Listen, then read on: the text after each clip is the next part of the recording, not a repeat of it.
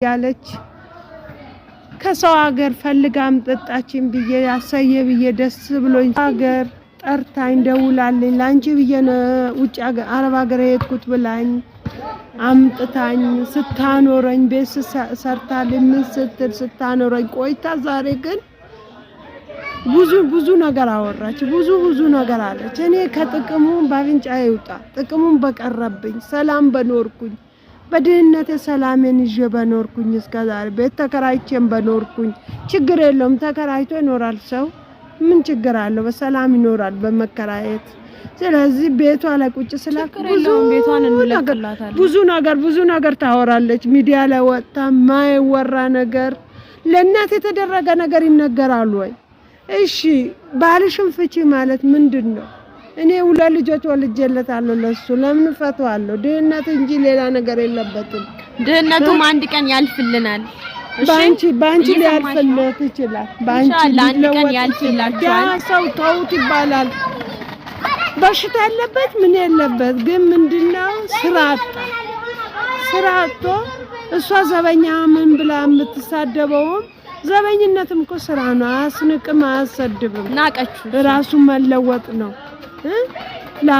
ለአብቲ ወንድሟ ማላለችም ለእህቷም ማታላለችም ልጆቿን ያሳደገች ማማን በተለይ እንደ እናቱን ያሳደገችው እማቲ ልጆቹን አጣኑ ቁጭ አለች። ምግብ ስላታይ ማማን አጣው ራበኝ ትላለች። ማማን አጣው ጠማችን ትላለች። ልጆቿን አጣች።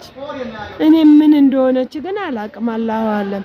እኔ ለራሴ ግራ ገብተኛል። ካሁን ወዲህ እናትም አለኝ ብለሽ አትፈልጊኝም ልጅም አለኝ ብዬ አልፈልግም። ካንደበቴ ወጥተሻል። ካንደበትሽ አውጪኝ በቃ። እኔ ያንቺ ልጅነት ይቅርብኝ ጥንቅር ይበል። አዲስ ከምትባይ ድረስ ይክራም ቆይ ለምንድን ነው የምትጠብቂው?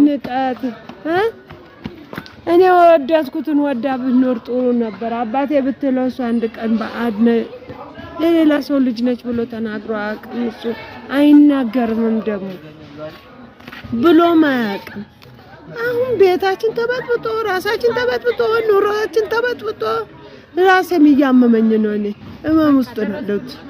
ዝንሽ ብስሚላህ ለኔ እንጃ ግን እኔ ምን አርገ እንደው በቃ አንቺ ታያት እሷ እኔ ያለሁኝ ካሁን በኋላ እሷን ባለችው ይበልሽ። አላህ አለሁልሽ ይበልሽ። አላህ ያሳድግልኝ። ብስሚላህ ባለሽ አቅም ላይ አሁንም ይጨምርልሽ። ጥበብ ይስጥሽ፣ ዕውቀት ይስጥሽ። ብስሚላህ አዋቂ ሁንልኝ። አላህ ያሳድግሽ። አላሁመ ሰለ እኔ ምን ቃል ማንሰ እማት ያላህ ያሳድግሽ። አሚን። ብስሚላህ ረህማን ረሂም።